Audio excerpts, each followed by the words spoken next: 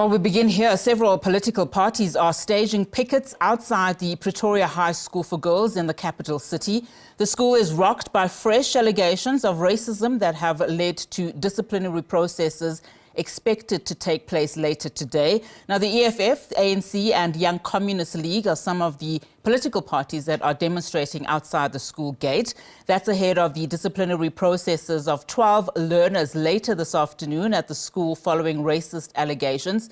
The 12 learners were suspended just over a week ago after they were implicated in controversial WhatsApp group conversations, of course, that were alleged filled with racial comments, microaggressions and complaints about black pupils. Security has been beefed up at the school. Police nyalas are also patrolling the area with more police monitoring tensions on the ground. Meanwhile, Gauteng MEC for Education, Matume Chilwane, is expected to visit the Pretoria High School for girls ahead of the disciplinary hearings. All right, for the latest from the school, we now cross to SABC's news reporter, Patricia Visagie.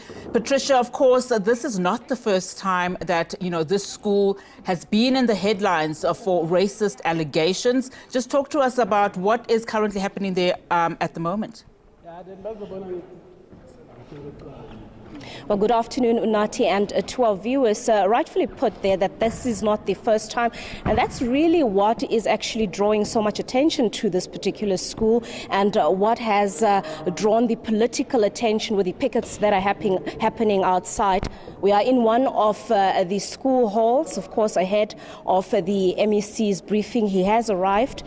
He's being briefed in a separate room where he's obviously having meetings with some of the school management just to, obviously refresh his mind in terms of what is really happening after these complaints that have spilled over. And obviously, as we await to see what happens with the 12 learners that are scheduled to face disciplinary hearings. We've heard from the ANC Youth League outside saying any form of racism, even if it might be minute, must be dealt with decisively, and all action needs to be taken to find proper solutions, because the broader aim is to have a non-racial society, and them saying that it gets disturbing when you find children at school level having to be subjected to such complaints coming out of the school system.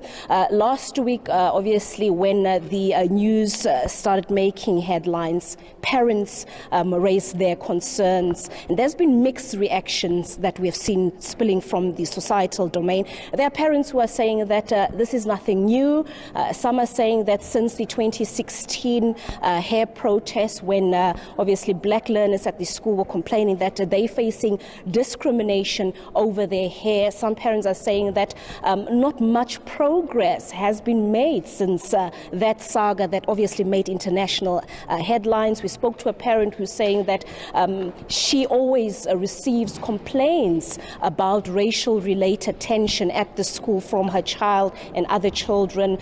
Some of them even saying that they have lost confidence in the Gauteng Education Department's ability to address this issue properly and come up with proper reforms, and obviously come up with strategies to improve the code of conduct at the school, but not just at the school, in the whole of the province. Some are saying that this is a national issue. It keeps on coming up at various schools. It's not just limited to this particular school, and it's on the background of that the MEC is here, obviously, to see what are some of the complaints that emanated and led to this particular WhatsApp group. What's really happening? Is it really racism that was at play, or are these just complaints, issues that were ventilated by children who are obviously having certain struggles with one another?